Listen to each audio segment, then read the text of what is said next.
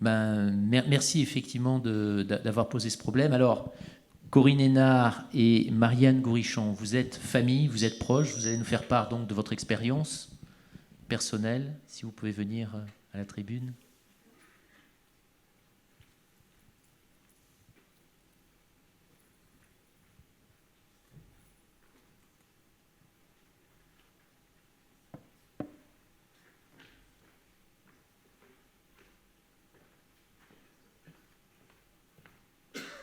Bonjour à tous, moi je suis maman et tuteur d'un jeune homme polyhandicapé suite à un accident de la voie publique en 2002. Il avait 14 ans, maintenant il a 34 ans. C'est un parcours classique et les choses ont beaucoup évolué en 20 ans. Sa situation médicale, c'est vraiment un état post-relationnel qui était au départ un post-relationnel limite état végétatif. Il a évolué tout doucement. On peut dire qu'il était stable, donc ça favorise la possibilité de retour à domicile. Et puis, il y a 20 ans, donc en 2004, quand on a fait le retour à domicile, les unités démarraient. Et ce qu'on me proposait ne me satisfaisait pas en conditions de vie et en qualité de vie. Les places en masse étaient quasiment impossibles. Et donc pour moi, le choix du domicile était impératif pour pouvoir reprendre une vie ordinaire adaptée à cette situation médicale.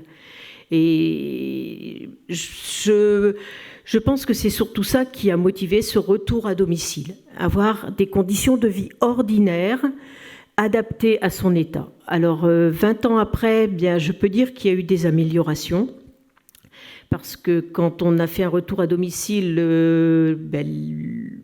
en sortie d'unité d'éveil, on n'a pas eu un parcours d'accompagnement tel que monsieur le docteur Vérin l'a présenté.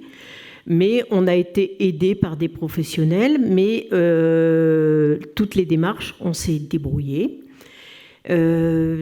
Pour ce qui est de l'aménagement du domicile, c'est vrai que la question d'être indemnisé par l'assurance ou pour la question d'aide humaine, ça facilite beaucoup. Ça permet d'avoir des perspectives de qualité, facile, plus facile. Mais ça veut dire aussi être bien accompagné par rapport à l'avocat, à l'indemnisation. Antoine est actuellement... Alors actuellement, on a beaucoup de difficultés à domicile. Les difficultés sont différentes. Et moi, je mettrai en perspective deux points qui me sont très importants pour moi. C'est le regard sur la personne en situation d'état post-relationnel ou végétatif. Je trouve qu'elle a beaucoup évolué pendant ces 20 années. Les 10 premières, je dirais que la situation de grande dépendance était socialement bien tolérée. Elle était bien acceptée. Et que actuellement, la situation de grande dépendance est beaucoup plus remise en question. Face à une situation de grande dépendance, le regard social est plus dur, on les accepte moins, et on a plus de difficultés à avoir un regard bienveillant sur nos proches. Je trouve que le regard bienveillant sur nos proches est de plus en plus compliqué à trouver. Je pense... Alors, un autre point de vue, c'est qu'il y a 20 ans, on pouvait trouver des gens de bonne volonté pour nous aider au quotidien, qui avaient envie de travailler auprès de ces personnes. Actuellement, nous avons beaucoup de difficultés pour avoir des accompagnements. Et même s'il y a beaucoup de dispositifs, ça aussi, on les a vus se développer. Les dispositifs ne sont pas toujours disponibles. Sur notre secteur, il y a un SIAD, il y a 12 places. Moi, je refuse le SIAD. Je l'ai testé pendant 6 mois. Mais la toilette, elle est faite quand ils ont le temps.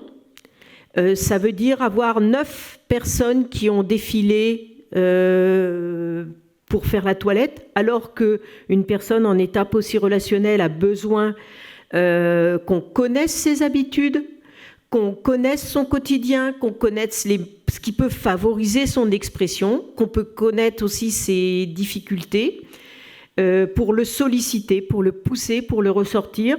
Et bien là, quand on voit défiler beaucoup de personnes qui viennent sans être prévenues, sans connaître vraiment, c'est pas du travail suivi. Quand la personne, donc elle n'est pas non plus respectée dans son rythme, parce qu'avec le SIAD, on ne pouvait pas choisir, on n'avait pas de créneau horaire. C'était un passage dans la matinée, entre 8h et 11h. Comment construire une journée et pouvoir prévoir des activités ou prévoir quelque chose quand on se retrouve en attendre le soignant qui viendra faire la toilette.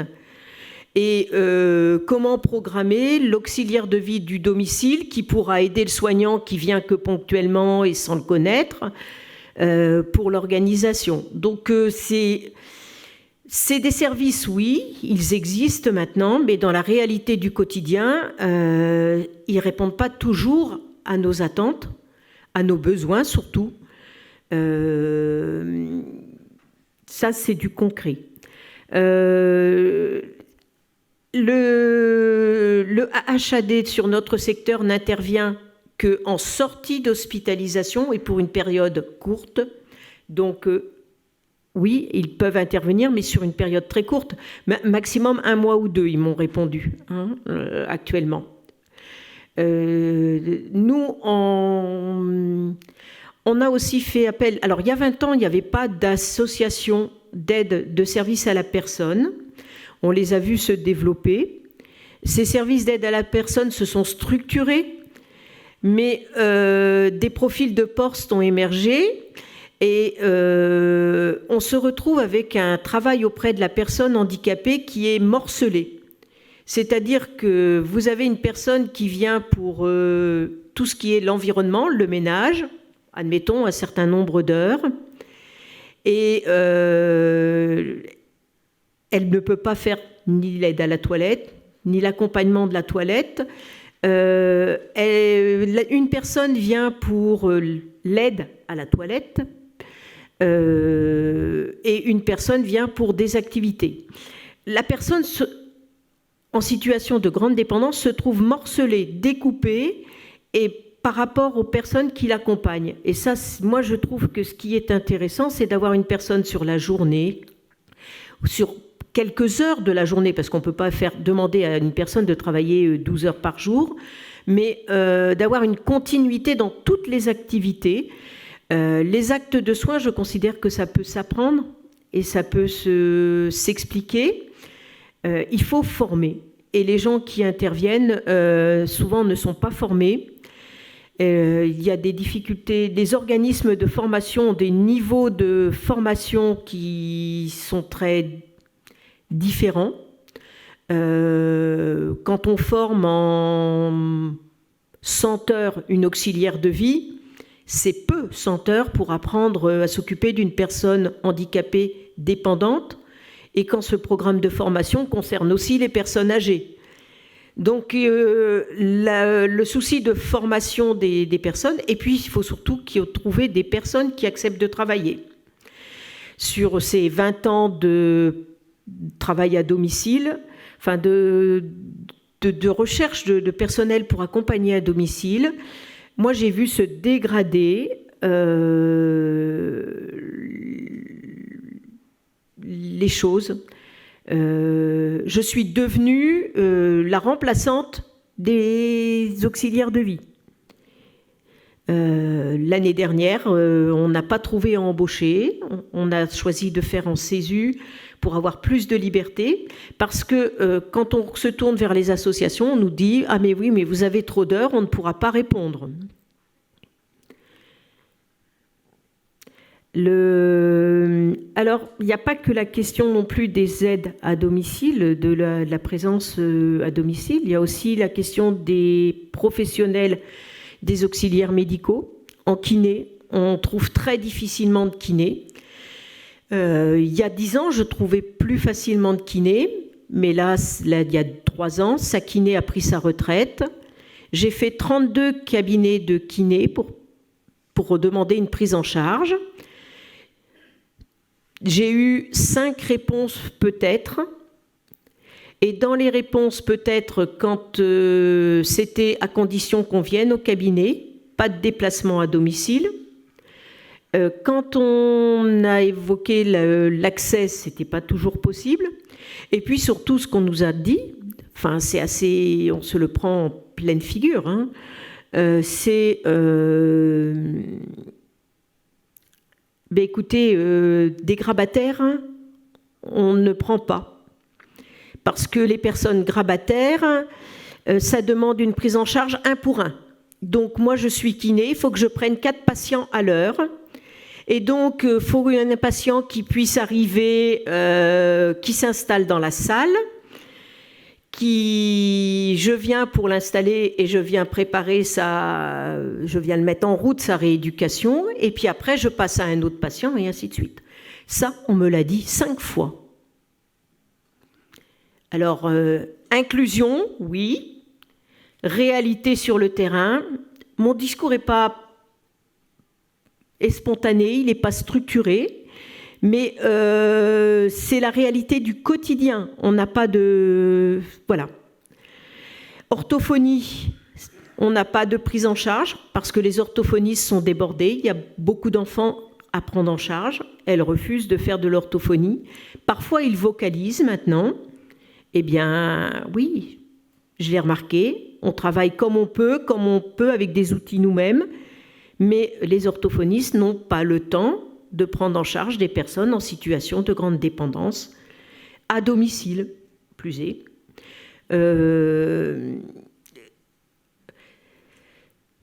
Et puis le regard bienveillant, c'est aussi quand moi j'embauche en CESU, c'est quand je reçois des auxiliaires de vie et des candidatures. Écoutez, je souffre d'entendre des gens qui me font un bon discours, qui me disent ah oui, je veux travailler auprès des personnes handicapées, j'ai la fibre, mais quand j'aborde la question des horaires, je dis la toilette elle est à 7h30 parce que je veux qu'ils gardent une vie avec rythmée. Eh ben, on me dit ah mais non, mais moi je veux commencer à 9h après que j'ai déposé mes enfants à l'école. Ah ben oui, mais moi je veux finir à 17h. Ben pourtant, voilà, il n'est pas handicapé du lundi au vendredi et il n'est pas handicapé de 9h à 17h. Donc actuellement, oui, on a beaucoup de problèmes à domicile et c'est une réalité. Et puis le regard bienveillant sur la personne en situation de grande dépendance, je trouve que c'est un peu... Voilà, alors je pense que le contexte de toutes les situations personnelles qui ont été médiatisées sont défavorables pour nos proches.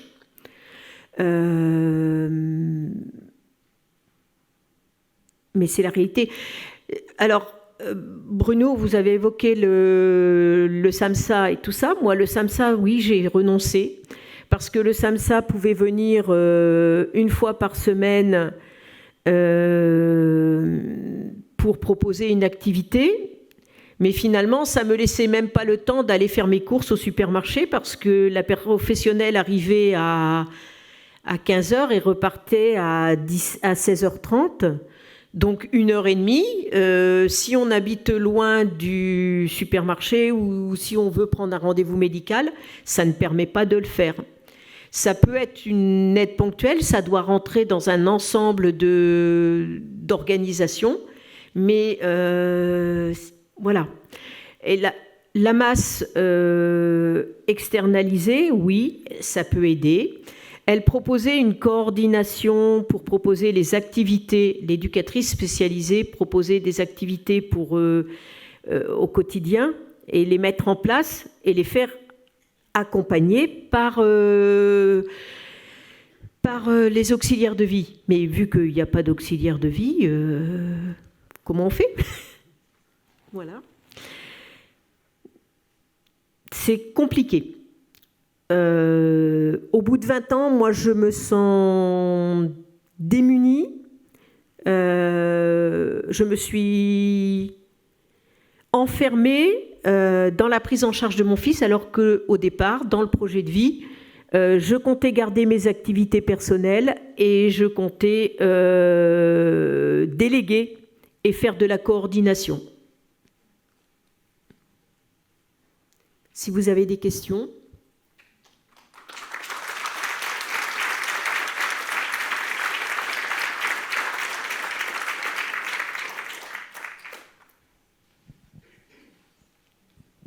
Non, ce n'est pas une question. En tant que président de la FTC du Lot, je viens appuyer votre témoignage très, très poignant, à savoir qu'on a des remontées de terrain, nous également, dans le même sens, c'est-à-dire manque de personnel. Quand les personnes veulent aussi prendre des moments de répit, les aidants, ils ne trouvent pas de place en unité dédiée pour laisser leurs proches, donc ils ne sortent pas, quoi. Ouais, il y a la théorie, il y a la pratique du terrain. Et effectivement, on a exactement les mêmes témoignages. Voilà. Je ne sais pas de quelle région vous êtes, mais nous, dans le département du Lot, c'est comme ça. Je connais j'ai échangé avec une famille. Ils sont à la campagne. L'infirmière libérale du secteur, il n'y en a qu'une. Elle ne peut pas prendre en charge la personne. Ils ont 70 ans. Ils assurent à deux la toilette et tout le quotidien. Ils sont dans une périphérie de grande ville à 30 km. Mais c'est la campagne, il n'y a pas de solution. HAD n'intervient pas si loin, c'est compliqué.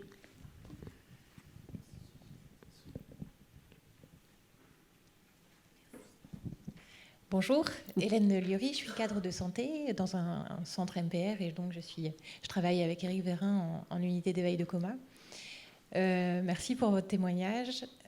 Cette difficulté que vous ramenez d'avoir des difficultés à trouver des professionnels sur le terrain, c'est une difficulté qui est nationale aujourd'hui, qui s'est acutisée avec la crise sanitaire et avec l'évolution de notre société bien sûr, mais aussi avec la crise sanitaire. Aujourd'hui, ça ressort beaucoup, notre rôle aussi de formation des futurs professionnels de santé sur le handicap et notamment sur le handicap extrême. On sait qu'on a une grosse partie à jouer de ce côté-là. Il va nous falloir du temps pour les former, ces personnes-là. On a dans les objectifs d'accompagnement et dans les objectifs de la MPR de parler du handicap extrême auprès des futurs professionnels ou de professionnels qui aimeraient un jour travailler de ce côté-là. Ça prend du temps, désolée pour ça, mais on s'y attelle fort.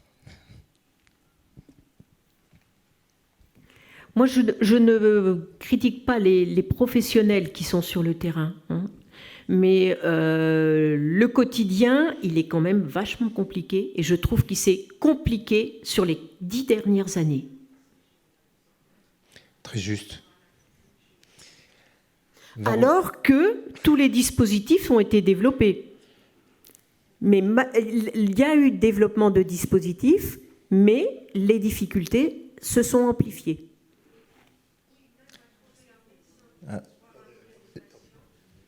Juste, on va faire. D'abord, il y a une intervention là. Oui, merci Mike. Ouais, je me range tout à fait à tes côtés, Corinne, par rapport à ton vécu familial, par rapport à ton fils. On est exactement, nous, dans ce cas-là. J'ai cru entendre Marie-Jeanne Derderian et Viviane parler de notre vécu depuis maintenant 15 ans, 16 ans, je ne sais plus. Voilà, on a une difficulté particulière liée à tout ce que tu as dit, c'est-à-dire les auxiliaires de vie, il n'y en a plus. Je crois qu'il faut une certaine vocation, il faut que les gens comprennent que la problématique, c'est aussi l'argent, on est bien d'accord. Les payes des auxiliaires de vie, c'est pas tout à fait ça. Les conditions de travail, c'est pas tout à fait ça non plus. Quand tu parles du fonctionnement de 9h à 17h et pas le week-end, on est complètement là-dessus. Il y a une difficulté aussi par rapport aux proches. Ici, on parle des proches aidants par rapport à des handicapés fortement. C'est le cas pour ton fils, c'est le cas pour le nôtre.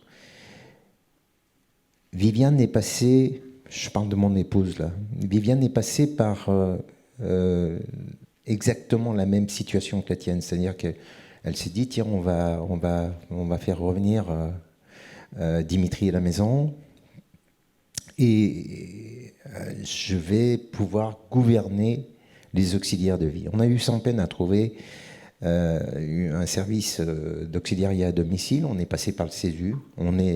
Dimitri est employeur aujourd'hui, 24 heures sur 24, mais on n'a pas 24 heures sur 24, c'est-à-dire que on passe toutes les nuits ou presque.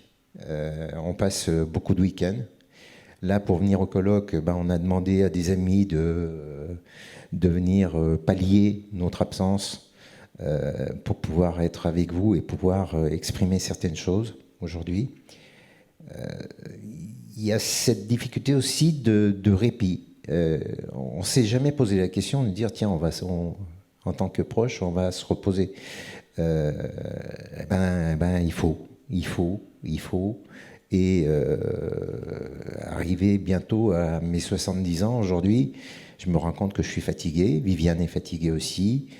On a posé la question à une structure orientée vers la cérébrolésion. Ça fait 6 mois qu'on attend des réponses relativement à comment on fait pour que notre proche puisse être pris en charge et que nous, on puisse se reposer un peu. Ça fait 6 mois. On va avoir une rencontre dans 15 jours où on va nous dire, il faudrait faire comme ci, il faudrait faire comme ça. Ça veut dire qu'on va peut-être attendre encore 2 ou 3 mois pour savoir comment on fait comme ci, comment on fait comme ça. Voilà, on est exactement, franchement, Corinne, j'ai cru entendre notre vie de famille et je pense qu'ici, il doit y avoir d'autres personnes qui sont dans notre cas. Merci de ton témoignage. Il m'a beaucoup bousculé. Merci. Il y a une dernière intervention parce qu'après, il faut qu'on passe à l'intervention suivante.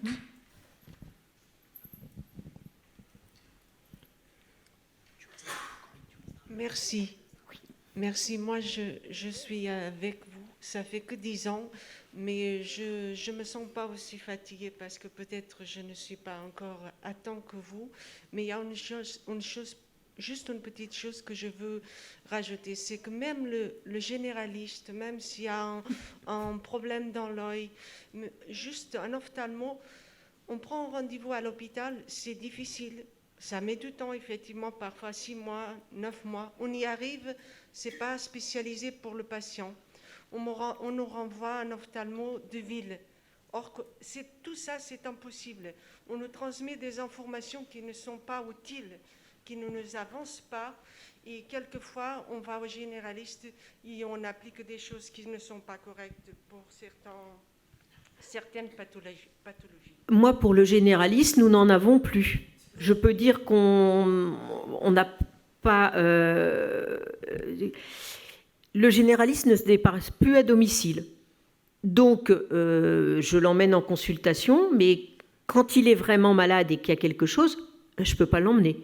Donc, depuis juillet, il a fait des infections urinaires à répétition.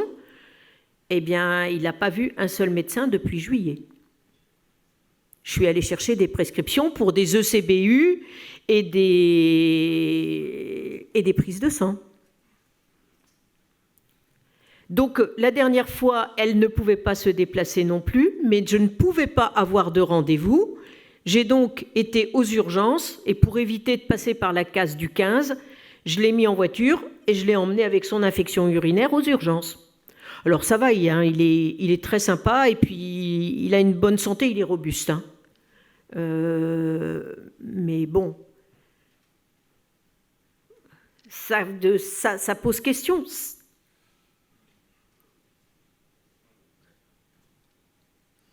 Merci de ce témoignage parce que effectivement, ça signifie qu'on a un système de santé quand même qui manque considérablement de moyens et humains, et il en est de même du système d'accompagnement, du système médico-social. Donc on voit bien qu'il y a un souci de ressources qui est considérable dans l'accompagnement des personnes, aussi bien en termes de soins que d'accompagnement médico-social. Je vais demander à Marianne Gourichon si elle veut bien venir de prendre place et d'intervenir sur le même sujet en tant que témoin.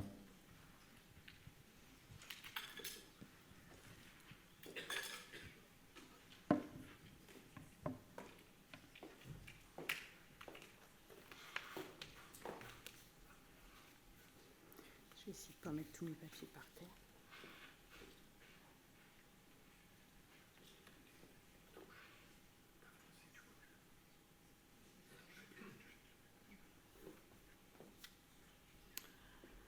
Donc bonjour, moi je suis donc la mère de Thaïs, une jeune femme qui a 31 ans maintenant, qui a été accidentée il y a un petit peu plus de 10 ans et demi, et qui est revenue à mon domicile il y a maintenant 3 ans et demi en état de conscience altéré. Donc pour commencer, j'ai choisi de vous présenter quelques images de Thaïs, mais sa vie d'avant, pour vous montrer que Thaïs, c'était une jeune femme qui était épanouie, souriante, elle aimait danser, elle avait beaucoup d'amis. Elle était, au moment de son accident, elle venait de terminer sa première année d'études d'infirmière. Et voilà, c'était un projet auquel elle tenait. Sur la première photo à gauche, vous la voyez avec sa petite sœur, qui a 10 ans de moins qu'elle, et qui avait 10 ans au moment de l'accident, puisque Thaïs avait 20 ans quand elle était accidentée. Alors j'espère que vous ne m'en voudrez pas, quelquefois l'émotion me submerge, mais ça passe très très vite. Voilà, donc pour avancer, c'est comme ça. Donc après l'accident, après la réanimation et l'unité d'éveil, Thaïs a passé 7 ans en unité EVC-EPR avant de revenir à mon domicile. Donc elle a passé ces 7 ans dans 3 structures différentes. Très tôt, dès la première année, je vais appuyer sur le bouton, il ne faut pas que j'oublie. Dès la première année, je l'ai prise à mon domicile en permission. D'abord 1 journée par semaine, puis 2. Et en fait, je me suis vite aperçue que la situation pour moi, elle devenait très difficile, un peu insupportable, parce que je mesurais le décalage qu'il y avait entre sa vie à la maison et puis ce qu'elle vivait dans l'unité où elle était accueillie. Donc je mesure l'intérêt de ces... Je ne vais pas remettre en question l'intérêt de ces unités dédiées. Elles ont le mérite d'exister, mais je ne pense pas qu'elles répondaient aux besoins de Thaïs et qu'elles permettaient de donner un sens à sa vie. Donc sitôt que ça a été possible, puisque Thaïs était en état de grande fragilité, sitôt que j'ai pu l'envisager, j'ai choisi de la reprendre à mon domicile.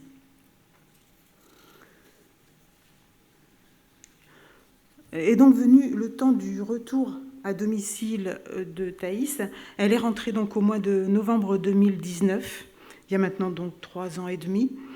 À l'époque, j'habitais une maison individuelle, que j'habite toujours d'ailleurs, avec la sœur de Thaïs, ma fille cadette, qui avait à l'époque, au moment du retour de Thaïs à la maison, elle avait 17 ans, elle était en terminale, elle préparait son baccalauréat, et en plus le Covid arrivait.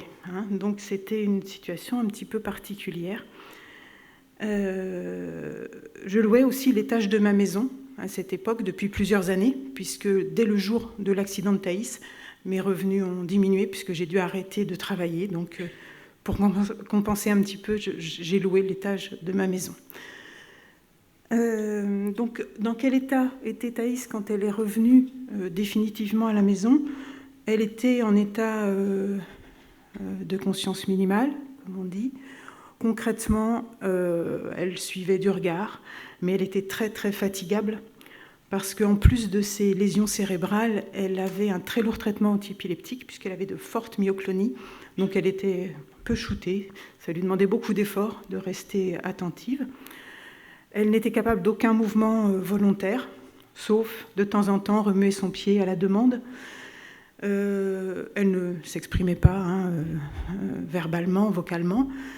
Qu'est-ce qu'elle avait encore ? Elle était alimentée par gastrostomie uniquement, donc avec un lourd traitement aussi. Et son gros problème, c'était les reflux. C'est ce qui faisait sa fragilité, parce qu'elle avait de gros reflux gastriques.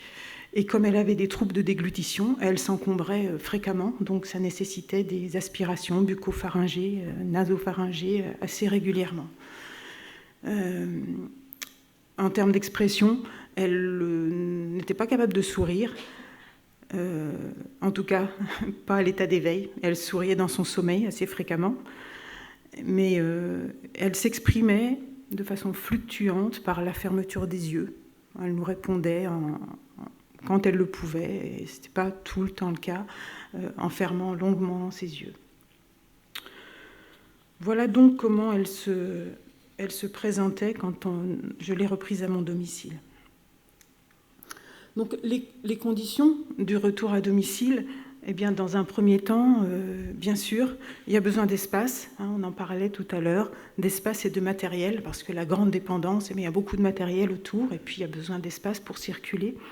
Donc j'avais déjà commencé une première phase de travaux dans mon logement pour l'accueillir en permission, c'est-à-dire que j'avais fait transformer le garage en grande salle de bain, avec une douche à l'italienne, avec des WC adaptés, parce que Thaïs va sur les toilettes. Bon, il y aurait beaucoup à dire à ce sujet par rapport à ce qui se passait dans l'unité où elle était accueillie, où il n'y avait pas les moyens de la mettre sur les toilettes.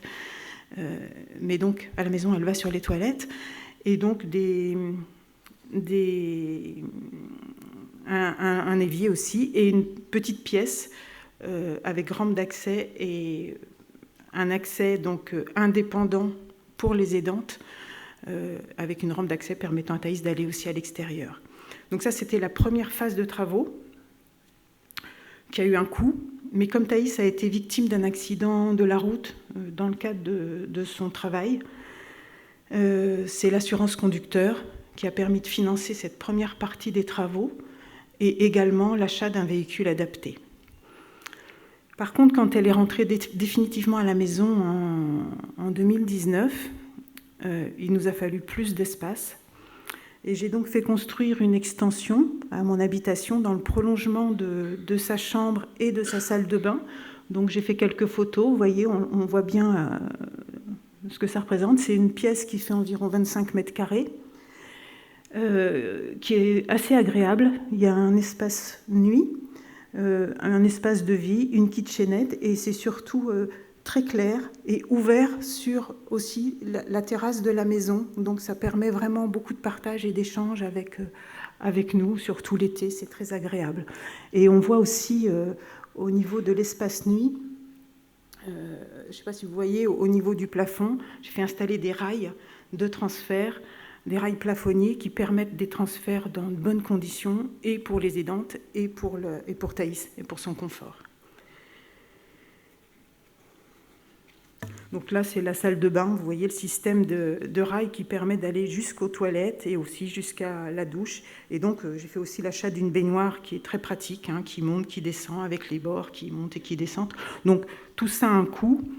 Et je voudrais dès à présent préciser que si j'ai pu m'engager dans ce type de projet, aussi bien matériel qu'au niveau d'aide humaine, c'est parce que Thaïs peut bénéficier d'une indemnisation partielle, pas totale, mais du préjudice, et que nous avons effectivement une avocate qui se bagarre pour obtenir le plus pour Thaïs possible pour qu'elle ait une vie digne à la maison. Je veux aussi préciser que Thaïs, du coup, elle a son propre logement dans la maison, avec un accès spécifique pour les aidantes, ce qui permet à Léna et à moi, donc Léna c'est la petite sœur de Thaïs, nous, on habite le reste de la maison où Thaïs, bien sûr, vient partager beaucoup de moments avec nous, mais sans les aidantes. Ça nous permet de conserver une intimité, ne pas être envahi en permanence par les aidantes. Et il y a des moments où on a besoin de sortir aussi de ce contexte de soins lourds et de vivre autre chose. Alors, les conditions du retour à domicile, c'est aussi, bien entendu, le personnel. On en a déjà beaucoup parlé. Donc, Thaïs, elle avait besoin, bien sûr, de soins d'hygiène, mais aussi de soins relevant de compétences infirmières. Puisque, comme je vous l'ai dit, elle s'encombrait fréquemment. Donc, il fallait être en capacité de pouvoir faire des aspirations bucco-pharyngées, nasopharyngées. Elle est alimentée par gastrostomie avec un très très lourd traitement antiépileptique. Donc il faut aussi savoir administrer, manipuler la pompe d'alimentation. Et assez rapidement aussi, il a fallu faire des sondages urinaires évacuateurs biquotidiens. Donc elle avait besoin de soins qui relevaient d'une compétence infirmière. Donc moi étant moi-même infirmière, je m'étais dit, j'avais le projet de recruter des assistantes de vie que j'allais former à ces soins auprès de Thaïs, puisqu'il existe une catégorie d'assistantes de vie à domicile. Je ne sais pas si vous savez, c'est les assistantes de vie catégorie D à qui on a la possibilité de déléguer des soins infirmiers à condition que ces personnes aient été formées par une infirmière ou un médecin et de fournir une attestation. Et la PCH est un petit peu plus élevée quand on recrute une assistante de vie catégorie D.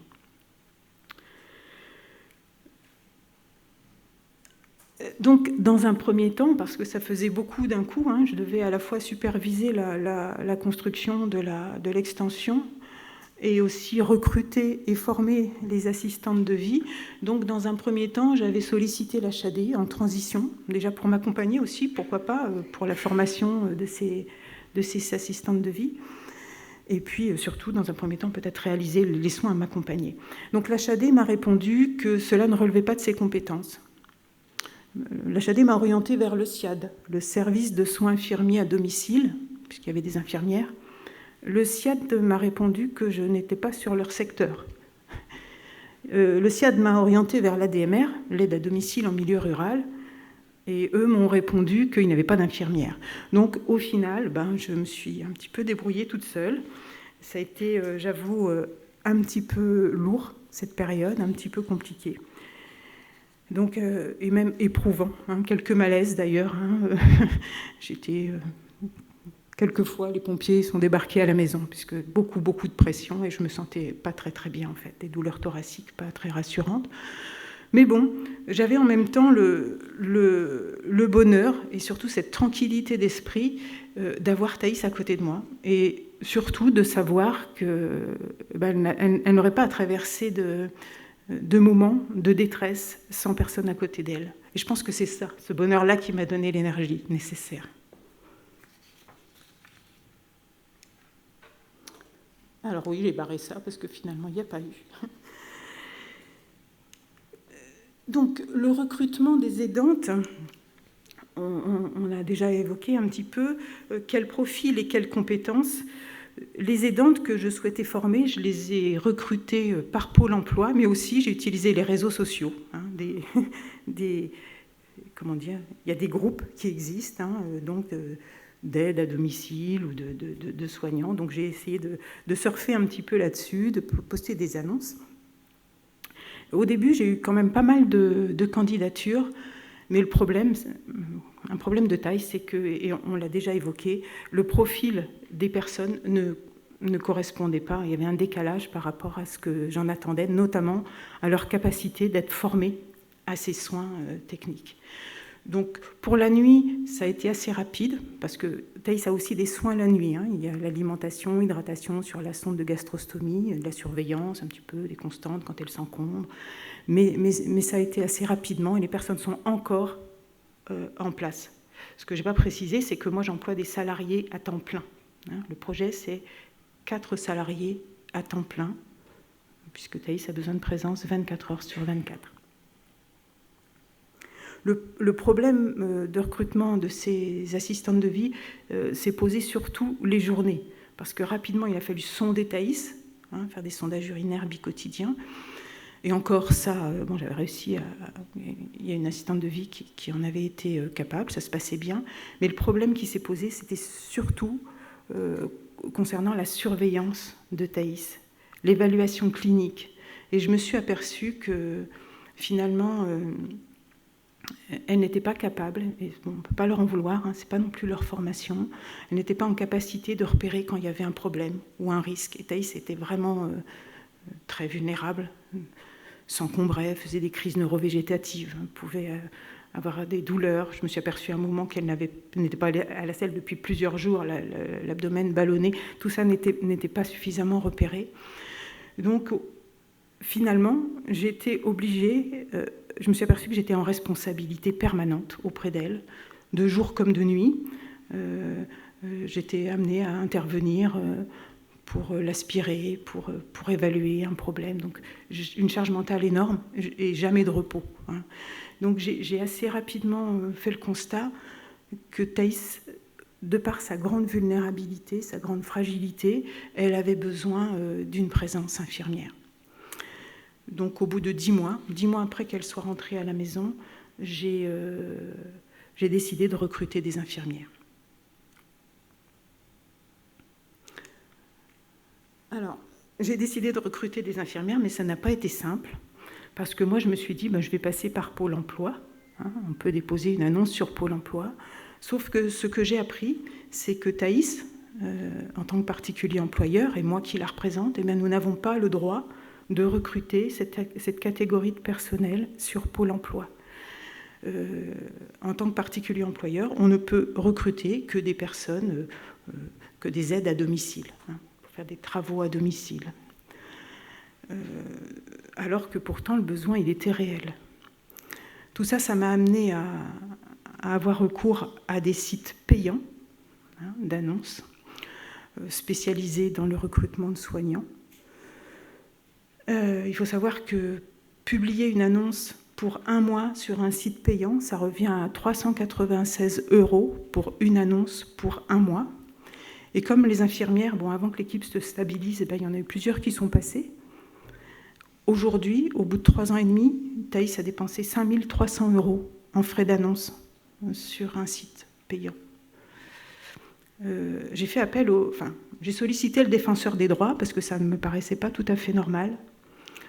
Au début, quand j'ai eu les personnes au téléphone, oui, monter un dossier, effectivement, c'est pas normal. Et j'ai fini par recevoir un mail me disant c'était normal, on était tout à fait dans le cadre de la loi et du cadre légal des publications d'annonces. Donc voilà, je trouve que ça aussi, ça mérite d'être souligné parce que c'est pas tout à fait normal selon moi.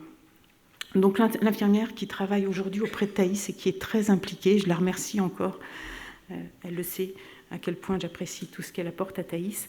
Elle est auprès d'elle depuis 2 ans, donc elle est en temps plein auprès de Thaïs, et c'est vraiment le pilier de l'accompagnement de Thaïs à la maison. Le projet, c'est d'avoir, par rapport à l'accompagnement de Thaïs à domicile, 4 salariés temps plein, 2 infirmières pour les journées, 2 assistantes de vie pour les nuits, plus une auxiliaire de vie prestataire qui intervient en binôme sur les soins de nursing, 2 heures le matin et 1h30 l'après-midi. Donc pour l'instant, il y a une infirmière, les 2 assistantes de vie la nuit, l'auxiliaire en binôme. On a quand même une personne qui intervient aussi en journée, qui est à temps plein, mais qui n'est pas infirmière, mais qui nous aide bien. Et puis moi, qui conserve quand même des prestations auprès de Thaïs.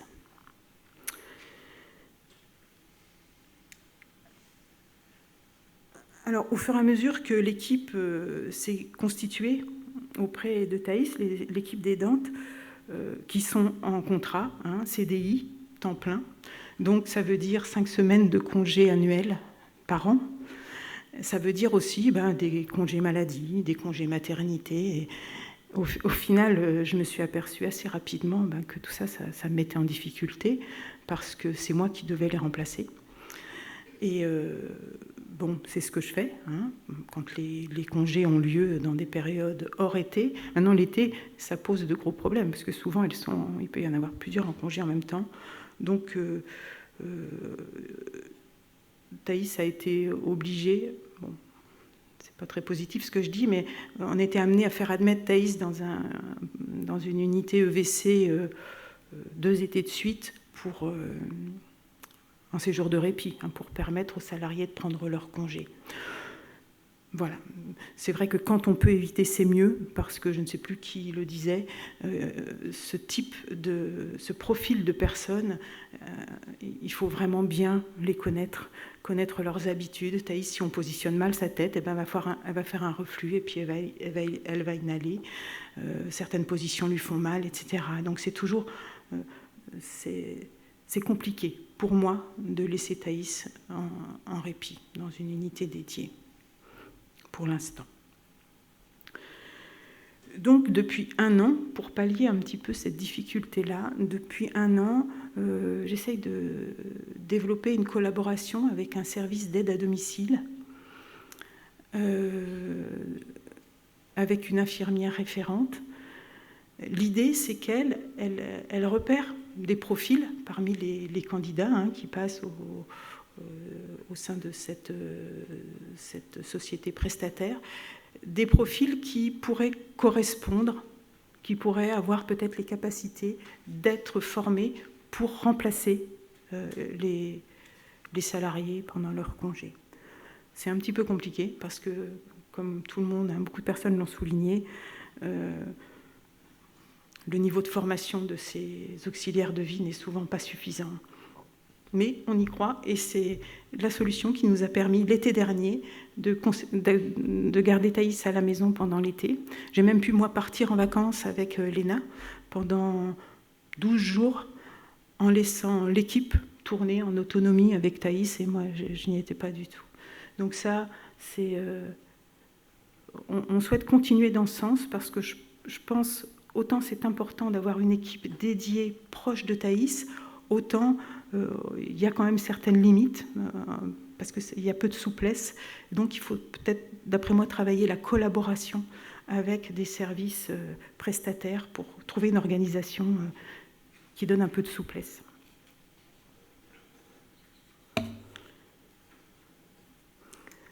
Alors, concernant la rééducation, réadaptation de Thaïs, les besoins ne sont clairement pas satisfaits. Quand elle est sortie d'unité EVC, j'avais toutes les prescriptions nécessaires pour kiné, ergothérapeute, orthophoniste, psychomotricien. Je me suis tournée dans un premier temps vers les thérapeutes libéraux. Mais bon, je reviens à ce que disait Corinne. Déjà, aucun ne se déplaçait à domicile. Après, le problème d'accessibilité des cabinets. Et puis, pour ceux dont les cabinets étaient accessibles, on me répondait que les personnes ne se disaient pas suffisamment compétentes pour intervenir auprès de Thaïs. Donc, je me suis retournée vers un centre de réadaptation qui n'est pas très loin de chez nous, à 20 minutes en voiture. Thaïs a un véhicule adapté, on pourrait s'y rendre. Je me suis dit que, en plus, ce centre accueille des patients cérébro-lésés. Je me suis dit que 2 demi-journées en hôpital de jour, en regroupant 2 thérapeutes à chaque fois, voilà, 1 ou 2 fois dans la semaine, ça pourrait être une solution intéressante pour Thaïs, puisque effectivement il y a un hôpital de jour qui fonctionne comme ça là-bas. Le médecin responsable m'a dit qu'il ne voyait pas l'intérêt pour Thaïs. Voilà. Après, j'ai fait appel, j'ai découvert qu'il existait des cellules d'appui concernant l'organisation des parcours de santé complexes, donc je me suis tournée vers eux, également vers l'équipe relais handicap rare. Voilà, j'ai découvert certains dispositifs que je ne connaissais pas. J'ai monté des dossiers qu'on m'a demandé, et au final, pour me dire non, que Thaïs, elle ne rentrait pas dans les cases, elle n'avait pas de handicap rare, en fait. Et voilà, j'ai un peu d'amertume au regard de tout ça, parce que ça me questionne concernant le dispositif qui existe, semble-t-il. Handicap, une réponse accompagnée pour tous. qui était censé apporter une réponse à toutes les personnes en situation de handicap dans le besoin. Et ben nous, clairement, on n'a rien de tout ça. Donc, on fait ce qu'on peut, on ne fait pas trop mal, mais on aimerait bien quand même un petit peu plus d'aide. Alors voilà, le quotidien de Thaïs. Le quotidien de Thaïs, assez rapidement, enfin dès le début, s'est posé la question du sens. La question du sens de la vie de Thaïs à la maison. Je me suis demandé si, dans son état de grande dépendance, de quoi elle avait besoin pour que sa vie ait du sens à ses yeux. Et donc, gérer le retour à domicile. Alors, je vais mettre quand même une petite photo. Là, je vous présente Thaïs. Là, c'était, elle est en pleine conversation, entre guillemets, avec une des aidantes, après avoir été installée le soir au lit, voilà, avant de regarder son DVD. Gérer le retour à domicile, pour moi, ce n'est pas seulement trouver une personne pour faire la toilette, trouver une personne pour faire le ménage, trouver une personne pour administrer le traitement. Ce que je pense, c'est qu'il faut aussi permettre à Thaïs d'être associée à la vie qui l'entoure et de baigner dans un environnement qui soit social, relationnel, mais aussi affectif. Parce que c'est un lourd défi. Elle a besoin de ce lien affectif. Et je pense que c'est un gros défi parce que la famille seule ne peut pas porter tout ça. J'en ai la conviction. Nous, on est voilà, à la maison, il y a Léna et il y a moi. Autour de Thaïs, c'est émotionnellement assez fort. Donc je pense qu'il faut aussi que les personnes qui l'accompagnent au quotidien puissent s'investir dans cette relation, que cette relation prenne du sens. Je pense que c'est un aspect central de la qualité de vie de Thaïs, que de la qualité de la relation qui se crée avec ses aidants. C'est peut-être pour ça que tous les aidants ne restent pas, parce que voilà, il faut pouvoir s'y retrouver dans cet engagement-là. Mais c'est aussi, je pense, pour ça que les aidants qui restent, ils trouvent beaucoup de sens à cet accompagnement et qu'ils restent effectivement et qu'ils finissent par développer ce lien affectif et une cohérence aussi et une unité d'équipe autour de certaines valeurs. Et c'est vrai que ça fait 3 ans et demi qu'on a vu passer pas mal de monde, mais que l'équipe, elle se construit. On fait des réunions régulièrement, alors autour d'un café, il y en a une qui fait la cuisine, et puis on réfléchit à nos pratiques. Il y a réellement une cohésion et un travail d'équipe pour Thaïs. Un jour, une des assistantes de vie qui travaille de nuit auprès de Thaïs, je lui demandais comment ça allait, parce qu'elle enchaînait de nuit. Je lui dis, vous n'êtes pas trop fatiguée parce qu'il y a des soins de 4h à 7h30, et puis jusqu'à 23h, et puis aussi il faut surveiller Thaïs. On ne dort pas la nuit auprès de Thaïs, un petit peu, mais pas vraiment. Hein. Donc je lui disais, vous n'êtes pas trop fatiguée, vous avez pu vous reposer. Et là, elle m'a répondu, mais vous savez, moi, j'aime bien venir ici, je n'ai pas l'impression de travailler. Thaïs, c'est comme ma copine, je lui raconte ma vie, je lui montre mes photos, voilà. Donc c'est cet esprit-là, un petit peu, qu'on développe à la maison. Et, bon, même si ça reste forcément précaire, parce que ces aidantes, elles ont aussi leur vie qui peut les amener vers d'autres horizons. Pour l'instant, ça fonctionne très bien.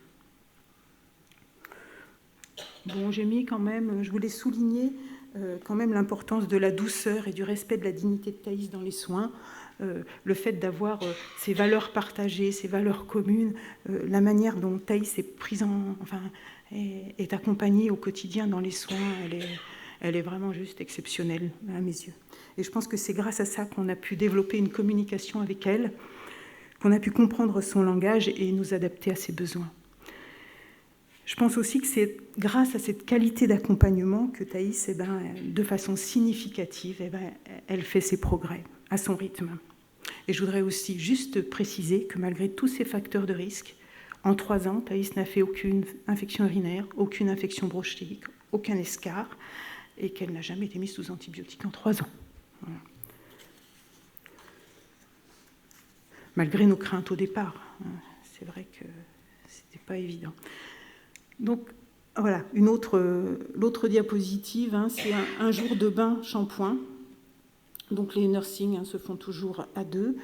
Et voilà, le contact, le regard, c'est essentiel. Thaïs fonctionne beaucoup par le contact visuel. Donc le quotidien, ce sont aussi des activités, bien sûr. Il y a les soins, mais pas que. Il y a les activités. Et Thaïs apprécie beaucoup les activités de différentes natures, différentes sortes. Et nous tentons aussi, grâce à ces activités, de compenser l'absence de thérapeute. Donc là, sur cette première photo, vous voyez Thaïs avec son ordinateur à commande oculaire. Elle a montré, là, elle est en train d'associer des paires de fruits par le regard. Elle a montré, il y a un réel potentiel chez Thaïs. Il faut savoir que cet outil peut servir d'interface de communication, mais faute de moyens, faute d'accompagnement, on ne peut pas l'utiliser pleinement et c'est très, très frustrant. On n'a pas le temps, ça demande beaucoup de travail d'établir des tableaux de communication et c'est aussi un métier. Voilà. Donc là aussi, vous la voyez en train de pédaler sur un motomède. On n'a pas de kiné, mais donc ça permet aussi d'assouplir quand même ses jambes. Elle aime beaucoup. On essaie de lui proposer 1 à 2 fois par semaine. Et elle aime beaucoup aussi manipuler des objets. Alors bien sûr, là, elle n'écrit pas, mais elle arrive à tracer des traits, à voir le résultat de ce qu'elle fait. Et ça, c'est... généralement, elle apprécie beaucoup tout ça. Le quotidien sont aussi des moments de vie. Alors là, vous la voyez avec son chat, le chat qui apprécie de venir sur ses genoux régulièrement. Et Thaïs a beaucoup progressé dans le relâchement de ses membres supérieurs parce qu'elle voulait vraiment venir au contact du pelage du chat. Et avant, Thaïs, elle avait les bras toujours comme ça. Et bon, je me suis aussi formée en sophrologie. Je n'ai pas le temps de tout dire, mais donc pour l'amener à prendre conscience un peu plus de ses sensations et du relâchement de ses membres. Donc là, on la voit avec son chat. Bien sûr, des moments partagés avec sa sœur. C'était à Noël, donc elle lui offrait, je crois, une sorte de dissolvant. Elle sait que Thaïs aime beaucoup soigner ses ongles. Voilà. Maintenant, c'est nous qui nous en occupons, mais n'empêche, on continue de lui mettre du vernis. Et là, alors je vous ai dit que Thaïs ne souriait pas. Je ne sais pas si je vous l'ai dit dans sa présentation, elle ne sourit pas. Elle s'exprime beaucoup plus par plainte, mais j'ai réussi à voler une image pendant son sommeil, parce que Thaïs, elle sourit pendant son sommeil. Donc voir cette photo, elle me fait toujours beaucoup de bien. Voilà. Et je me dis que comme elle sourit dans son sommeil, c'est que quand même, il y a des choses positives qui se passent à l'intérieur.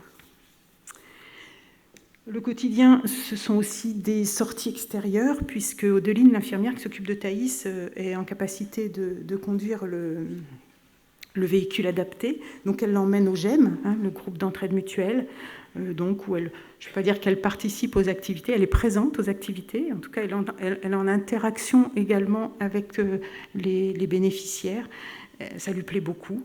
Elle va au cinéma, puisqu'il y a des séances à Évreux, je suis d'Évreux, de cinéma adapté. 1 fois par mois, le cinéma est ouvert aux personnes ayant une différence, un handicap, donc avec une lumière tamisée, avec effectivement des gens qui bougent, qui parlent. Donc elle est déjà allée 3 fois au cinéma. Elle va aussi à la danse adaptée. Elle apprécie la médiation animale. Odeline l'emmène aussi renouveler sa garde-robe régulièrement. Elles vont faire du shopping toutes les deux. Elles vont à la bibliothèque, emprunter des livres, des DVD. Et puis j'oublie certainement d'autres choses. Mais aussi, il n'y a pas que le quotidien, il y a les vacances. Et les vacances, la première sortie significative qu'on ait faite, c'était... Alors, les vacances se sont résumées à 1 nuit d'hôtel à Deauville, de grand hôtel. C'était un bel hôtel, un grand hôtel. Elle était dans son lit de princesse. Ça a été l'aventure, parce que moi, ça se voit peut-être pas, mais j'avais emmené le matelas à air, le moteur, de quoi redresser son dos, On a fait livrer 11 personnes, hein. Mais c'est un moment... donc, et les aidantes, bien sûr, nous ont accompagnés, la petite sœur de Thaïs. Voilà, ça c'était la nuit à Deauville. Et donc, elle est même allée, on est même allé au casino à Deauville. Et là, vous voyez Thaïs avec sa petite sœur qui lui explique le fonctionnement de la machine à sous. Voilà, en espérant que récupérer des pièces. Ça n'a rien donné. Et là, pour la première fois, l'année dernière, on s'est lancé pour une semaine de vacances dans un gîte adapté avec les aidantes. Donc, effectivement, les 4 aidantes salariées de Thaïs, plus l'aidante prestataire, plus Léna, plus moi, plus Thaïs, nous étions 8. Alors, encore une fois, hein, je rappelle que nous avons la possibilité de ce genre d'expérience, que tout le monde n'a pas forcément. Donc là, on est dans la cuisine, en train de préparer l'apéro. Donc, je ne sais pas si vous voyez, je suis devant le frigo. Et je montre à Thaïs une bière, les Despé, vous savez, elle aimait beaucoup ça. Donc, elle a goûté un peu de Despé au moment de l'apéro, elle a apprécié. Bon, c'est des moments sympas. Et dans ce gîte, il y avait en plus un jacuzzi et une piscine avec une mise à l'eau adaptée. Donc, ça nous a permis quand même des expériences assez exceptionnelles. Bon, beaucoup de précautions hein, pour installer Thaïs dans le jacuzzi. J'avais emmené des tas de coussins, des tas de choses. Mais alors, des moments assez fous. En plus, on était en Vendée, près du Puy du Fou. Ça nous a permis d'aller passer une demi-journée tout ensemble au Puy du Fou. Donc, c'est aussi important, hein, toute cette dimension d'équipe, de partage, de projet. Et c'est la dynamique qu'on essaye de mettre en place. Et là... j'ai fait aussi une diapo pour montrer que de nouveaux souvenirs en famille sont possibles. Là, vous voyez Thaïs dans la piscine, enfin bon, pas immergée complètement parce que on n'a quand même pas pris le risque, mais la piscine était chauffée, hein, l'eau était très chaude, donc avec sa petite sœur. Et c'est vrai qu'il y a quelques années, je n'aurais pas imaginé pouvoir dire que nous étions en capacité de se fabriquer de nouveaux bons souvenirs heureux en famille. Donc, au regard de tout ce qu'on a mis en place, et j'avoue, dont je suis quand même assez fière, mais aussi au regard de tous les obstacles et tout ce qui manque aujourd'hui à Thaïs, hein, que je vous ai présenté, je pense que la solution qui nous conviendrait le mieux, ça serait un dispositif global qui associerait à la fois un logement individuel ou éventuellement partagé à 2 ou 3, mais au cœur de la cité, hein, puisque là, nous sommes vraiment, nous, en périphérie d'Évreux. Donc, nous avons un projet de déménagement pour revenir un petit peu plus en centre-ville, pour avoir accès à la vie de la ville et peut-être plus aux thérapeutes. Une équipe d'aidants référents attitrés, donc, je vous l'ai présentée, elle est stable pour l'instant, elle n'est pas encore au complet, mais voilà, ça reste précaire et fragile parce que... elles ont leur vie, elles peuvent avoir aussi des projets différents et c'est quand même long hein, à constituer une équipe. Le suivi et la formation des aidants coordonnés par une infirmière référente, donc c'est l'infirmière de Thaïs, c'est le cas. Je pense que c'est vraiment nécessaire dans les cas de grande vulnérabilité et fragilité comme les Thaïs, même si aujourd'hui on ne l'aspire plus. Hein. Alors bon, il y aurait beaucoup à dire, mais je vais quand même vous le dire ça. Thaïs, elle faisait des reflux et des glutissaient mal, donc s'encombrait. Nous, on n'a pas de kiné, mais on lui a fait travailler le mouvement de sa tête, la musculation de sa tête. Donc, ça nous fait faire des chorégraphies assez surprenantes, puisque Thaïs suit nos mains, et nous, on danse, et du coup, elle tourne sa tête, elle muscle toute sa tête. Et aujourd'hui, elle est capable de gérer ses déglutitions beaucoup mieux. Et quand elle s'encombre un petit peu en fond de gorge, c'est très passager, elle tousse. Ça doit faire à peu près 6 mois que Thaïs n'a pas été aidée pour tousser. Donc, elle progresse. Bon, c'était un aparté. Et aussi, comme je vous le disais, je pense qu'une collaboration pour donner de la souplesse est nécessaire avec un service prestataire qui permet à la fois d'avoir une intervention ponctuelle en binôme sur les nursings, mais aussi et surtout le remplacement des salariés par une assistante de vidé qui serait préalablement formée donc, par l'infirmière de Thaïs. Alors, pour conclure, j'aimerais partager avec vous quelques lignes qui sont extraites d'un écrit qui m'est très précieux. J'ai découvert ce texte un peu par hasard sur Internet, 1 an après l'accident de Thaïs.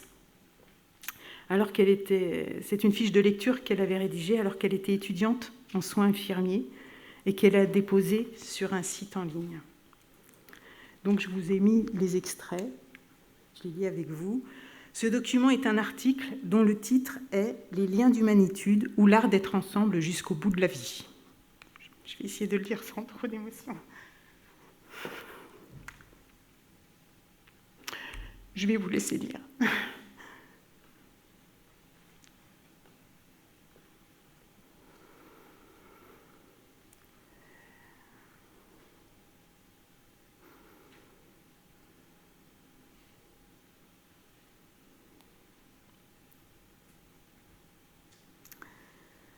Voilà, donc, à travers ces quelques lignes, eh bien, je laisse le mot de la fin à Thaïs. Sans vouloir y dire aucun présage, je veux quand même dire que c'est, je pense, en partie ce qui m'a guidée dans l'accompagnement qu'on lui propose aujourd'hui. Je vous remercie de votre attention.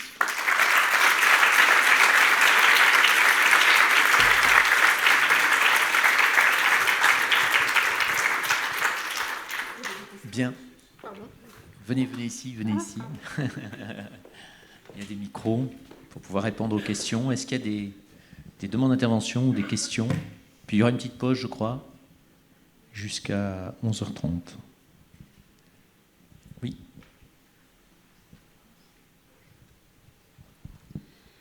Merci infiniment pour votre témoignage, également à vous aussi.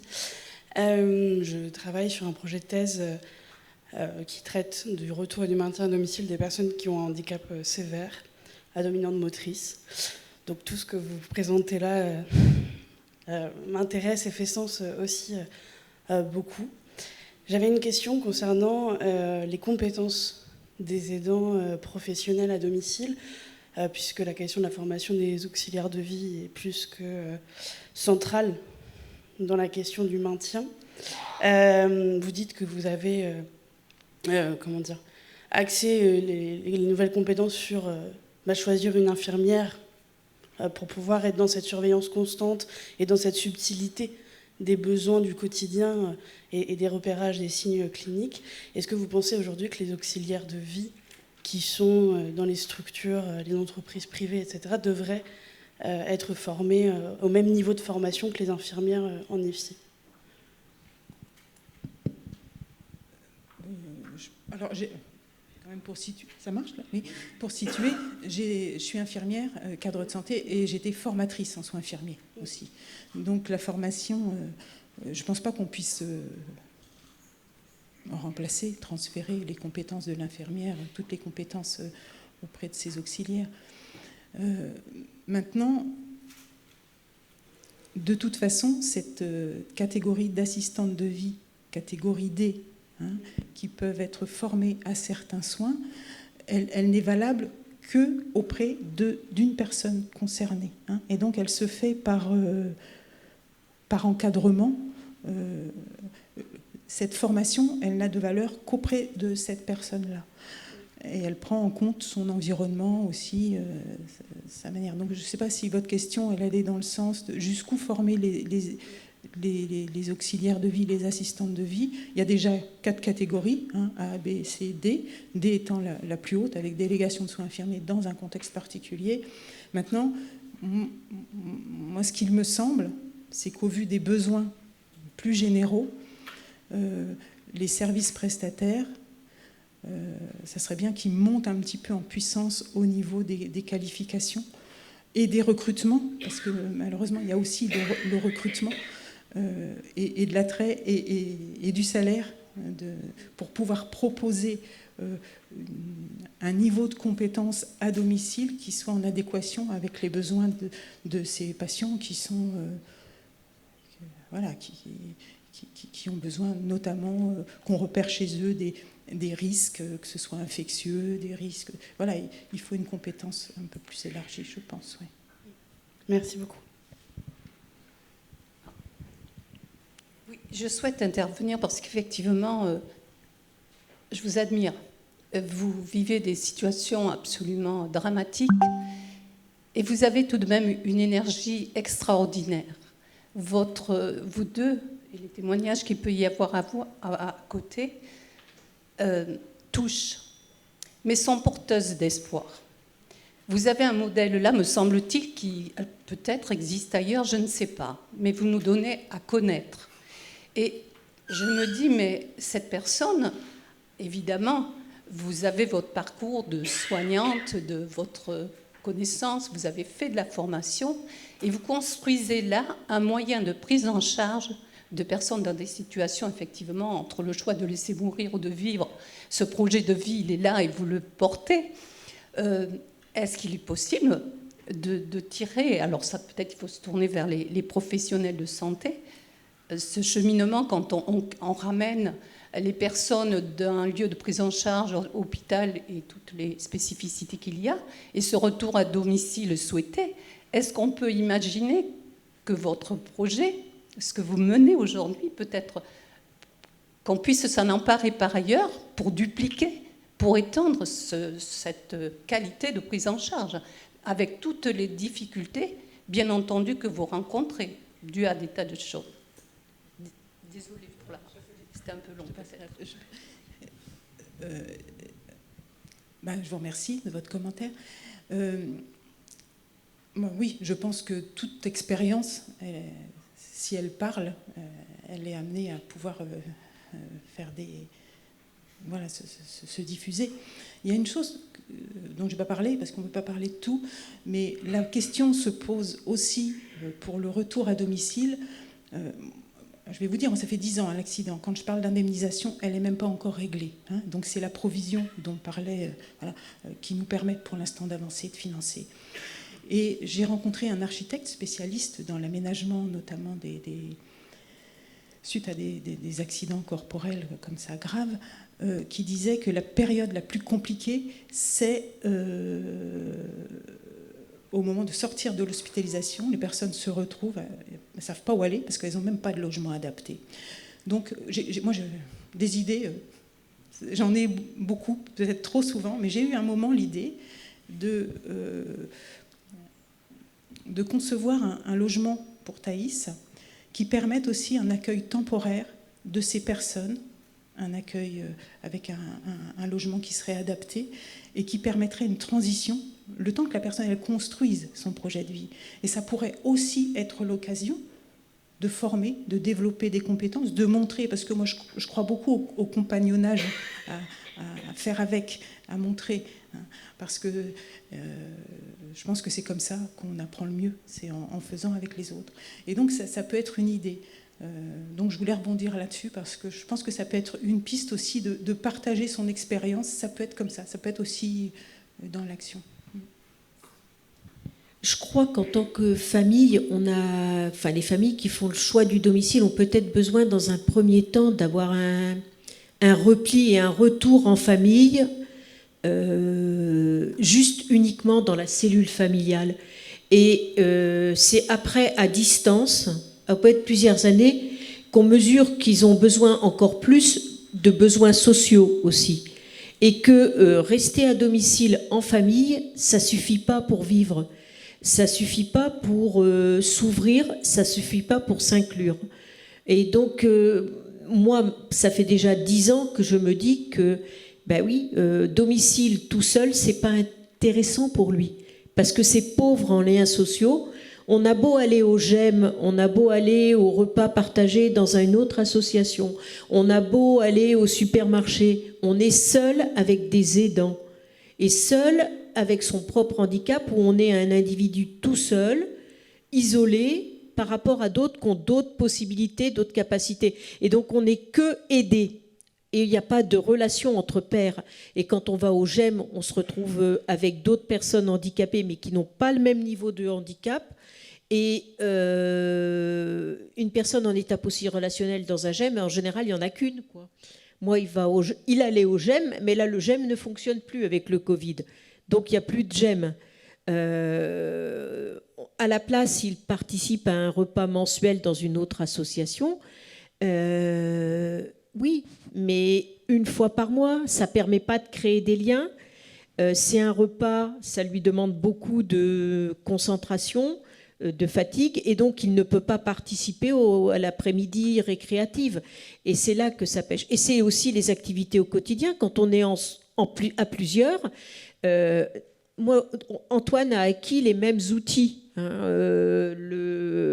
l'appareil, l'ordinateur équipé du logiciel de communication. Nous, on a formé 5 salariés à ce logiciel. Dans l'année qui a suivi, il y avait plus de 0 salariés. Résultat, l'appareil n'a jamais servi. Le logiciel n'a jamais servi.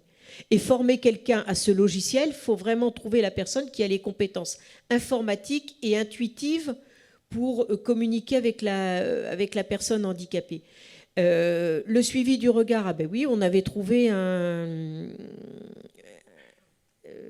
une personne qui acceptait de faire le suivi médical pour le suivi du regard, mais on n'a jamais finalisé. Il y a des tas de choses que nous, on a démarrées qui n'ont pas eu de suivi après. Il faut vraiment... il faut qu'il y ait une notion... La notion de groupe, pour eux, c'est important de se retrouver avec d'autres personnes dans la même situation. Et là, je trouve que vraiment, si moi j'analyse, si je reprends le titre de notre intervention, on nous a demandé utopie ou réalité.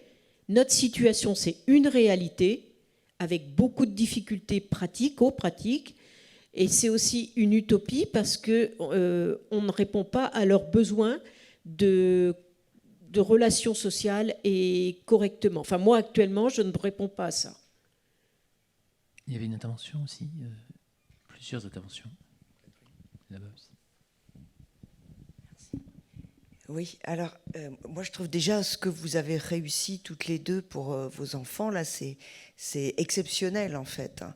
Et vraiment, ça me touche beaucoup de voir ce que vous arrivez à faire et dans la durée, avec quand même des défis et des fragilités que vous avez bien expliquées. Mais je pense aussi aux familles qui n'ont pas d'indemnisation, qui n'ont que l'argent des aides d'État et des possibilités d'État. Et je n'ai pas souvenir, en 20 ans de travail avec des cérébrolésés graves, d'un seul patient qui a réussi un retour à domicile sans indemnisation, comme vous l'avez fait sur la durée. Je n'arrive pas à m'en rappeler d'un seul. J'ai beaucoup de situations, j'ai plusieurs situations avec des retours à domicile qui ont fonctionné, mais au prix d'un investissement majeur. Il faut savoir tout faire en fait. Hein. Vous êtes à la fois infirmière, aide-soignante, architecte, organisateur, chef d'entreprise. Vous faites tout. Vous avez une énergie incroyable. Vous êtes bien entouré. Donc il y a vos capacités à vous, mais il y a aussi l'indemnisation. Et sans indemnisation, on est dans un tout autre cas de figure, quoi. Alors je viens d'avoir 2 familles où ils ont réussi à mettre en place un projet qui est bien construit, parce qu'il y a eu beaucoup d'aide au départ par l'équipe du centre de rééducation. Et bon, l'épouse s'est beaucoup démenée et a fait un retour à domicile avec l'aménagement de domicile, avec des tierces personnes qui interviennent. Elle a réussi à le mettre en place un petit peu, et c'est la 2e famille. Je pense que ça commence à pouvoir peut-être émerger. Avec la PCH ? Avec la PCH. C'est votre cas ? Et le montant mensuel de PCH que vous percevez pour 24 heures, il est de combien, si c'est du 24 heures ?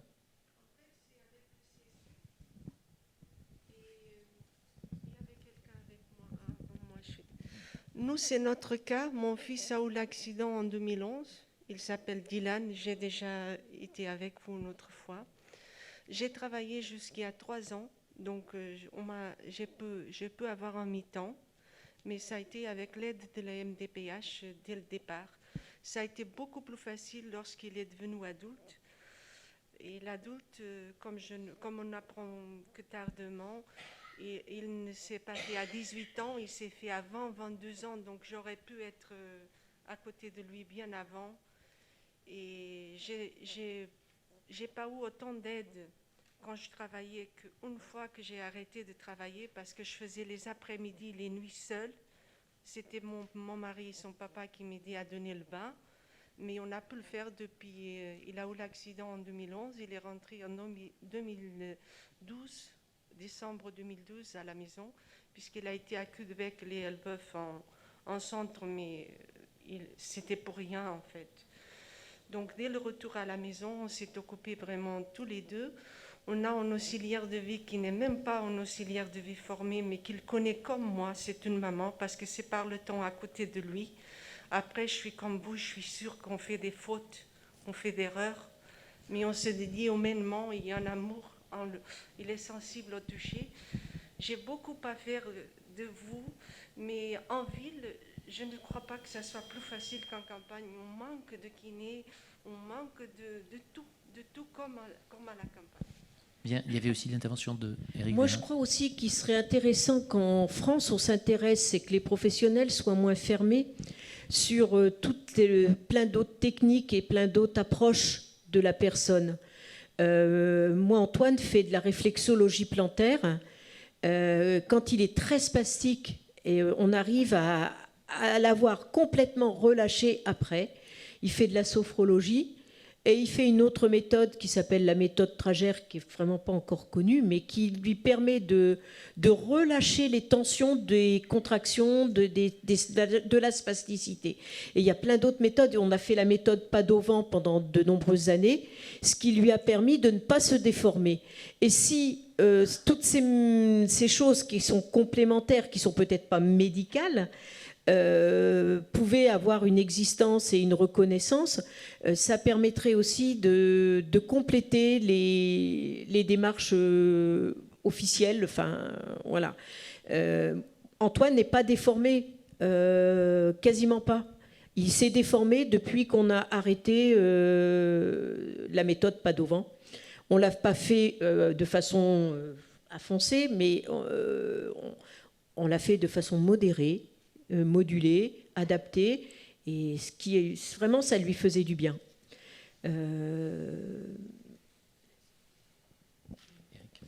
Ouais, merci de me laisser la parole 5 minutes. D'abord, je voulais vous remercier d'être venu témoigner, parce que voilà, c'est des exemples et puis des informations excessivement précieuses pour nous. Il y a un élément important qui ressort de vos exposés, c'est sur les aides professionnelles, où en fait vous soulignez l'absence de formation et sur des professionnels qui viennent sans connaître la cérébrolésion. Et ma première question, c'est est-ce que vous pensez que pour ces personnes qui viennent à domicile, une formation peut-être minimaliste, mais au moins connaître la cérébrolésion et puis l'état de conscience altéré serait important de votre regard, et si oui, est-ce que vous seriez d'accord pour participer à ces formations ?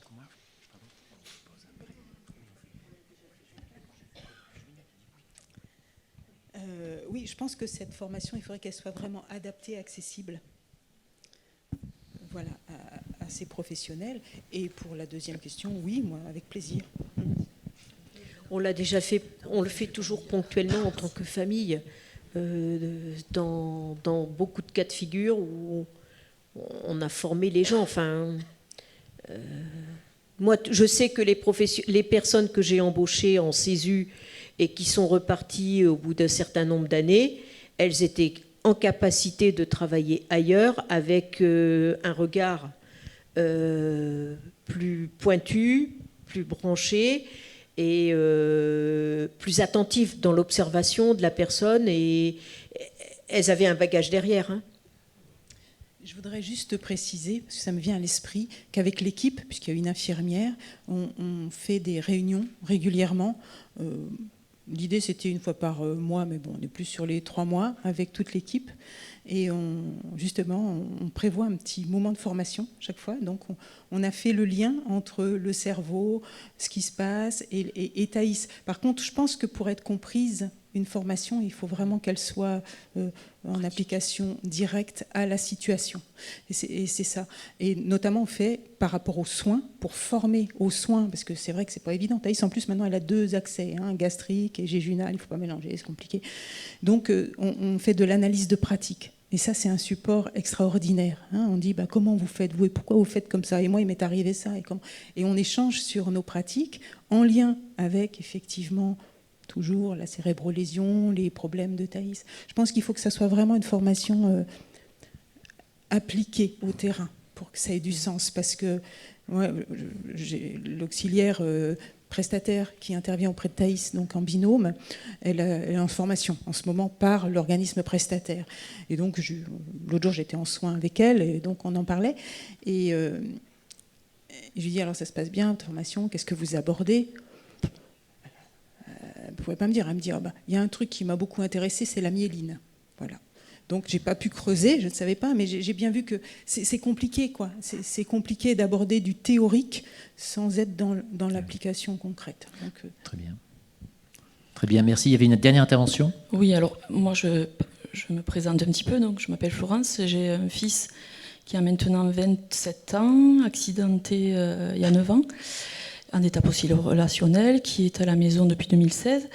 Donc, vos histoires, c'est la mienne, sachant qu'effectivement, on peut faire beaucoup de choses avec une personne dans cet état-là, puisque nous, on a même amené notre fils à La Réunion. On a pris l'avion parce qu'on voulait prouver que c'était faisable, et notamment auprès de l'assurance, puisque Axel était un garçon qui voyageait, et donc on voulait démontrer que c'était possible encore. Bon, ça, c'est une chose. Ce dont je voulais parler par rapport à la formation, puisque ça m'est venu après, j'avais d'autres choses à dire, mais j'y viendrai après. Il y a quand même quelque chose qu'on n'évoque pas ici, c'est que, notamment l'utilisation, la dispensation de l'hydratation et de l'alimentation par voie parentérale, les auxiliaires de vie ne sont pas aptes à le faire. C'est-à-dire que moi, j'ai fait appel à un prestataire d'auxiliaire de vie, et je me suis heurtée à on m'a expliqué que ce n'était pas possible qu'il s'occupe de ça, dans la mesure où il n'y a pas encore de décret permettant aux auxiliaires de vie d'être formés et de pouvoir faire ça à domicile. Donc après, on bidouille des choses, mais on est hors la loi quand même, quand un auxiliaire de vie fait de l'hydratation ou met la pompe. Voilà. Donc ça, c'est quand même un problème. Je trouve qu'on est au ministère de la Santé. C'est peut-être quelque chose qu'il faudrait faire remonter. Parce que c'est la délégation de soins. Mais ça ne fonctionne pas sur... apparemment, il n'y a pas de décret d'application à ce niveau-là. Si, moi, c'est ce qui m'a été... C'est le prestataire qui ne veut pas prendre le risque. Et oui, certainement, parce que même en césure en emploi direct, dans la convention collective, c'est possible, du moment qu'on fait une délégation de soins. Et même en tant que particulier employeur, on peut le faire.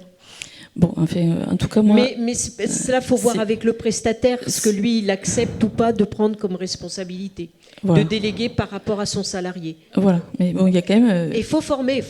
Hein. Non, mais je suis d'accord, mais on m'a répondu que pour cette question-là de la gastrostomie, il n'y avait pas de réglementation, et que pour d'autres soins, pour les aspirations trachéales, pas de problème. Donc là, je trouve qu'il y a quand même quelque chose qu'il faudrait vérifier et faire remonter pour qu'on ne se heurte pas à ce genre de... C'est déjà assez compliqué. Quand en plus, on vous renvoie que l'auxiliaire de vie ne peut pas s'occuper de ça... Je vous assure qu'on vient de me trouver en me disant qu'ils n'ont pas le droit de le faire. Je pense que... Oui, mais au final, ils le font, si vous voulez. Mais il y a un cadre légal qui n'est pas, à l'heure actuelle, réellement abouti. Donc c'est quand même un peu gênant. Bon. C'est vrai. Ça, c'est une chose qu'il faudrait... Oui, parce que... Dans le cadre de... Peut-être quels soins sont acceptés dans le cadre de la délégation de soins. Je me dis qu'étant au ministère de la Santé, j'aimerais bien qu'ils entendent ça et qu'il y ait des choses qui bougent à ce niveau-là. Mais à trop réglementer, après aussi, on est limité. À trop vouloir réglementer, trop vouloir légiférer sur tout, on se retrouve bloqué et on ne peut plus rien faire, on ne peut plus vivre. Parce que... la conduite du véhicule, c'est pareil. Ça devient problématique. Les auxiliaires de vie qui ont le droit de conduire un véhicule, celles qui n'ont pas le droit, et ainsi de suite. Alors, des fois, il faut un peu de liberté. Moi, je suis assez pour la liberté, pour qu'on puisse agir et vivre le quotidien, parce qu'il ne faut pas s'enfermer non plus dans trop de réglementation. Oui, mais c'est pas moi qui m'y enferme. Et actuellement, on se retrouve avec beaucoup de parapluies qui s'ouvrent. Et du coup, c'est vrai que c'est... Pour tout vous dire, dans notre cas, on est allé jusqu'au fait que l'organisme prestataire m'a demandé à ce que notre généraliste fasse un courrier pour en gros, les protéger. Le généraliste a refusé. Donc voilà. Bon, bref, ça, c'est pour faire remonter quand même des petites situations qui posent problème. Et par ailleurs, moi, je suis tout à fait d'accord avec ce que vous disiez tout à l'heure, c'est-à-dire qu'on se retrouve assez replié autour de notre proche, avec l'équipe d'aidants que nous sommes, et qu'effectivement, moi, ça fait longtemps que ça me travaille, l'idée qu'il puisse rencontrer d'autres personnes dans sa situation. Pourquoi ne pas organiser des séjours où on se retrouverait en vacances avec nos proches qui pourraient se rencontrer, voilà, et nous avec, voilà. Moi, je pense, ça m'a fait penser à ça, parce que se rencontrer autour de quelque chose d'agréable, c'est-à-dire des vacances. Voilà. Il y a beaucoup de centres, alors là aussi pour les vacances, ça s'est bien développé, il y a beaucoup de centres de vacances qui accueillent, on pourra échanger les coordonnées si vous voulez. Bien, merci.